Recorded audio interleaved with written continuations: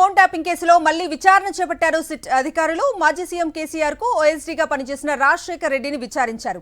కేసీఆర్ కు 10 ఏళ్లు ఓఎస్డీగా పనిచేశారు ఆయన. జూబ్లీహిల్స్ పిఎస్ లో రాజశేఖర్ రెడ్డిని ప్రశ్నించారు సిట్ అధికారులు. రాజశేఖర్ రెడ్డి స్టేట్మెంట్ ను రికార్డ్ చేశారు. ఫోన్ ట్యాపింగ్ కేసులో మళ్లీ విచారణ చేపట్టారు సిట్ అధికారులు. మాజీ సీఎం కేసీఆర్ కు ఓఎస్డీగా పనిచేసిన రాజశేఖర్ రెడ్డిని విచారించారు. ఇదే అంశానికి సంబంధించి పూర్తి డీటెయిల్స్ మా ప్రతినిధి అమర్ అడిగి తెలుసుకుందాం.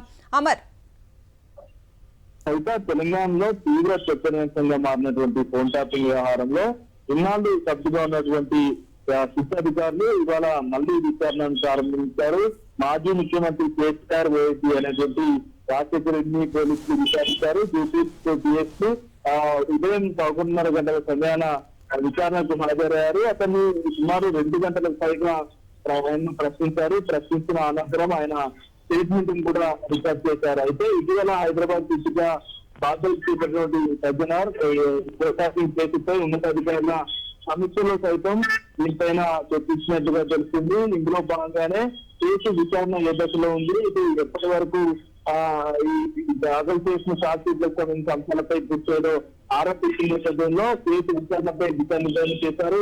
ఈ నేపథ్యంలోనే కేసీఆర్ ఓఎస్డీ అనేటువంటి రాజశేఖర్ని పిలిచి విచారణ చేసి అతని స్టేట్మెంట్ కూడా రికార్డ్ చేసినట్టుగా తెలుస్తుంది. అత్యంత సన్నిహితంగా ఉన్నటువంటి రాజశేఖర్ రెడ్డి అతని వ్యవహారాలు ఫోన్ ట్యాపింగ్ అంశాలే కాకుండా కొన్ని అంశాలకు సంబంధించి క్లారిటీ రావాల్సిందని పోలీసులు వివిధ కోణాల్లో ఆయన్ని ప్రశ్నించి ఆయన స్టేట్మెంట్ కూడా రికార్డ్ చేస్తున్నారు. మొత్తం 4 పోలీసు అధికారులు ఇప్పటికే ఈ ఫోన్ ట్యాపింగ్ కేసులో ఇప్పటికే దీనికి సంబంధించి సస్పెండ్ అయిన నేపథ్యం అయితే ఉంది.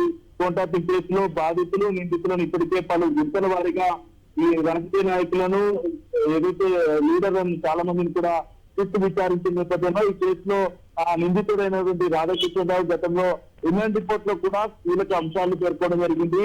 టీఆర్ఎస్ సంబంధించి భారత రాష్ట్ర సమితి సుప్రీం అనే పదాన్ని వాడారు. అంటే కేసీఆర్ ఆదేశాల మేరకే తమ ఫోన్ ట్యాపింగ్ చేస్తామని అప్పట్లో రాధాకృష్ణరావు రిమాండ్ రిపోర్ట్ లో కూడా పేర్కొనడం జరిగింది. వీటన్నిటి అంశాలకు సంబంధించి ఓఎస్డీగా ఉన్నటువంటి రాజశేఖర్ రెడ్డి విచారణ కీలకంగా మారిన నేపథ్యంలో ఆయన విచారణను విచారించి ఆయన స్టేట్మెంట్ రికార్డ్ చేశారు.